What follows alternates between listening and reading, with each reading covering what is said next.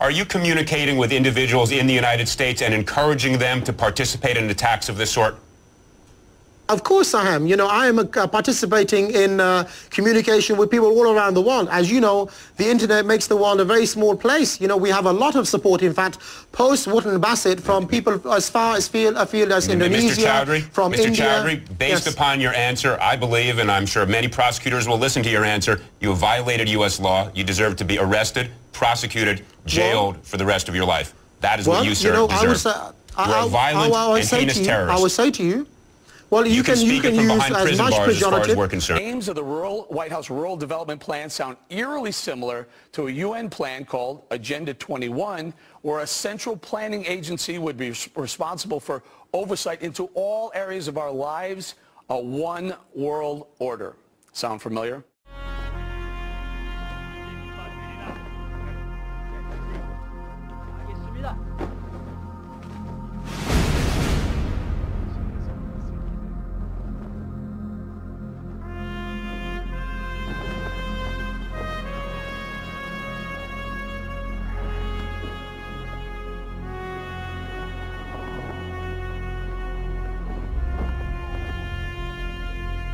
Another data collection, data gathering center on Islamists, though, is accusing the Obama administration of allowing scores of known radical Islamists to make hundreds of visits to the White House. It cites court documents and other records to identify many visitors belonging to groups serving as fronts for the Muslim Brotherhood, Hamas, and other Islamic militant organizations. Do you know how many of the members of your Countering Violent Extremism are members of Muslim Brotherhood? Let me ask you, Muhammad Biari was a member of the working group. You promoted him, and it said there, I've got articles here that say you swore him in as a member now of your, let's see,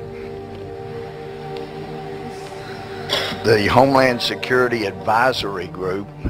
He's apparently been given a secret clearance. Let me make sure you leave here understanding. He was a featured speaker at the tribute to the great Islamic visionary Ayatollah Khomeini. Questions now have been raised about Obama's CIA nominee by an ex-FBI agent who claims that the nominee for the CIA, John Brennan, is an Islamic convert with decades-old connections to the most anti-American variant of the religion. But Bachman back then accused Ahmadinejad of helping members of the Muslim Brotherhood infiltrate the U.S. government. Why John Brennan should not be CIA director? Of course, he's a secret Muslim. Mr. Brennan did convert to Islam when he served, and he has given them access to not only senior leaders inside the government, but has given them access to the National Security Council, the National Security Staff. He has brought known Hamas and Muslim Brotherhood operatives into those positions of government. But for more than 3 decades, I have also had the tremendous fortune to travel the world, and as part of that experience, to learn about the goodness and beauty of Islam. And we begin this evening with the conflict in Syria, where the Obama administration is preparing to send weapons to jihadists who have vowed to destroy America. That's right. It looks like the White House is, well, they're getting ready to arm al-Qaeda terrorists in Syria. President Barack Obama has signaled that he will greenlight the transfer of lethal weapons to FSA, that's Free Syrian Army militants in Syria, within weeks, despite the fact that such groups are being led by al-Qaeda terrorists responsible for killing U.S. troops in Iraq who have vowed to destroy America. So forget all of those speeches that this president gave at AIPAC and, oh gosh, we're Israel's best friend, we're going to help them, because, oh no, we're going to give people who have the power to destroy Israel on the border with Israel military aid as they are planning. Many there make it clear they hate Israel, they hate us, and it's time that we do not provide military aid, abetting, and assistance to people that want to destroy Christians, that want to destroy Israelis, and that want to put the world in turmoil and have everyone living exactly as they dictate. The very same insurgents who Obama now plans to arm with lethal weapons are the same guys who have openly expressed their radical hatred towards America.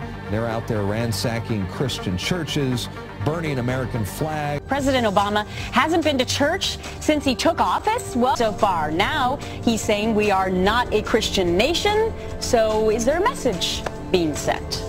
What I was suggesting, you are absolutely right that John McCain has not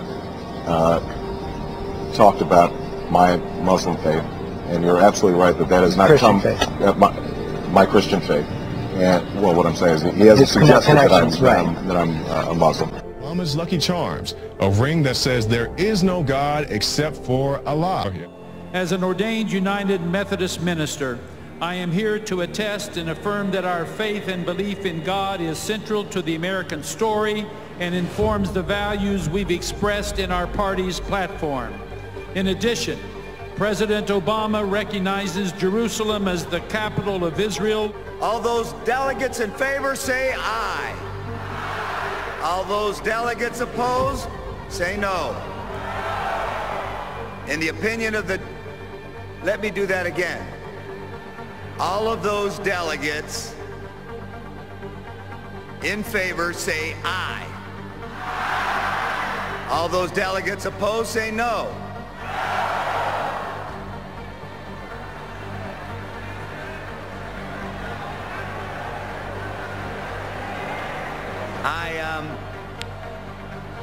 I guess...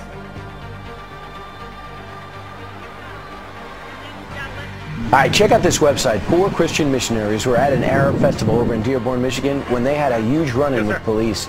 The Christians were the only ones that were charged, and you know, it's interesting, it wasn't the Christians that were breaching the peace, it was the hecklers, the Muslims who were actually making threats to them. And instead, what we have now, we have 4 Christians who were locked up and spent an evening in the jail for doing nothing more than expressing their religious beliefs. You know, in our country, we're not governed by Sharia law, we're governed by the Constitution, and we have a First Amendment that protects those rights. Is this more, were they adhering to Sharia law in their arrest? Because it doesn't seem to be going by our Constitution. I guess that was my point. Again, you know, our Constitution protects the right to free exercise of religion, the right to freedom of speech. Under Sharia law, you don't have those particular rights. You know, it's probably not a coincidence that in a city where you have the largest Muslim population in the United States, that you have police who are persecuting Christians. It is so dangerous down at that border, and you don't see that on television because cameramen usually don't go there. I'm catching 60 people at a clip with the Border Patrol agents, and mixed in are people from the Middle East. We're joking about it, but it's very, very serious because as I asked Congressman King if I had a bus of drug cartel members, Hezbollah, or Chinese nationals, what don't you want to get through? The reason being is because the Chinese nationals, they could create a cyber 9/11. And I witnessed 9/11 firsthand. I mean, I was like this, and I ran from those buildings. A cyber 9/11 would make that day look simple. I mean, we're talking about shutting down our air traffic control or shutting down the electric grid on the East Coast. This country would not be able to get through that sort of thing. So the fact that we're allowing that to come through the border, this is a pathway to disaster. And we will never understand until it happens that America will never be the America we know. Because let me tell you, we just watched the city of Boston shut down for a week because of 2 guys who learned to... Think terror training camps are only located in places like Pakistan? Think again. Our next guest has proof that radical Muslims are training to wage jihad right here in our own backyards. Terrorist organization at war in the Middle East, and tonight top anti-terror officials tell the 6 News investigators Hezbollah agents are active in the Charlotte area. We do believe as Muslims the East and the West will one day be governed by the Sharia. Indeed, we believe that one day the flag of Islam will fly over the White House. Indeed, there's even a narration of the Prophet where he said the day of judgment will not come until a group of my ummah conquer the White House. And tonight we have another disturbing story to report. The Obama administration has confirmed to Fox News that earlier this month, members of the National Security Council met with this man, Abdullah bin Baya. Now, this is a group that openly supports Hamas and calls for the destruction of Israel. Now, the group was founded by an Egyptian cleric who in the past has called for the death of Americans and Jews and is banned for ever stepping foot in the United States. This is completely impossible to understand. Why you would have this person in the White House talking to people on the National Security Council, a person who's the vice president of an organization that calls for the destruction of the state of Israel, an organization whose president has advocated killing Israelis and killing Americans. And he's the vice president of the group. So we have somebody sitting in the White House who's part of an organization that has advocated the killing of Americans.